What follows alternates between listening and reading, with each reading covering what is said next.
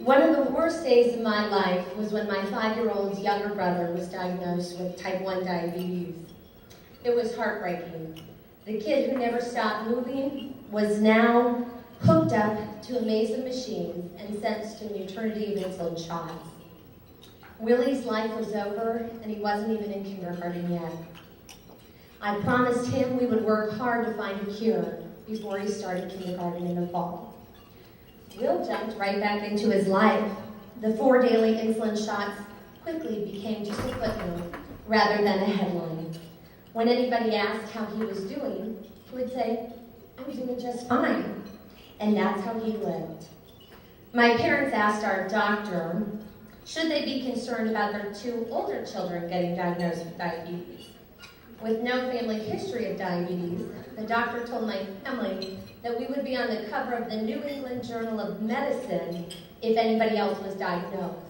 Well, shortly 3 years later, I was diagnosed with type 1. And needless to say, I still have not got my cover shot. It was hard enough to be 13 years old, trying to find my place in the crowd. And now I have an incurable disease that started with the word die. I was mortified. I felt like the black sheep in my grave. I couldn't figure out how Will was breezing through life because it sure wasn't working for me. That summer, my parents sprung the idea on me that it would be a great idea to attend diabetes camp. And so they signed me up for a place called Camp Needlepoint.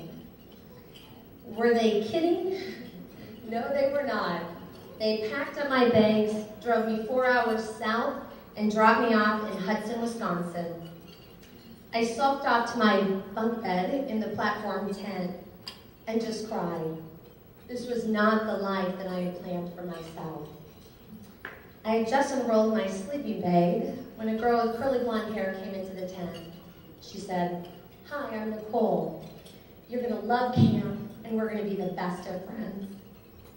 That week changed my life because the kids there showed me how to live life despite diabetes, and I could do the same.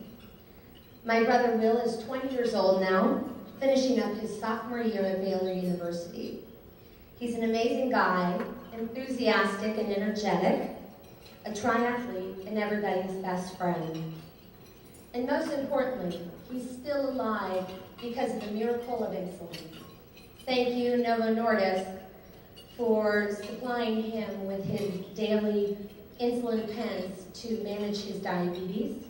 And thank you for the Novolog that I use in my insulin pump every day, every minute of every day.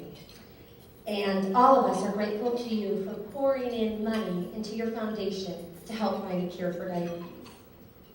My brother hasn't given up on a cure, and neither have I. Tonight, in Waco, Texas, before he falls asleep, I know that he's going to pray to God, "Dear God, please find a cure for diabetes." He has prayed that prayer for the last 15 years, 5,475 times. Dear God, please find a cure for diabetes. Willie and I believe God will answer that prayer in our lifetime. And to all of you gathered here tonight, thank you for not giving up before the miracle happened. Thank you.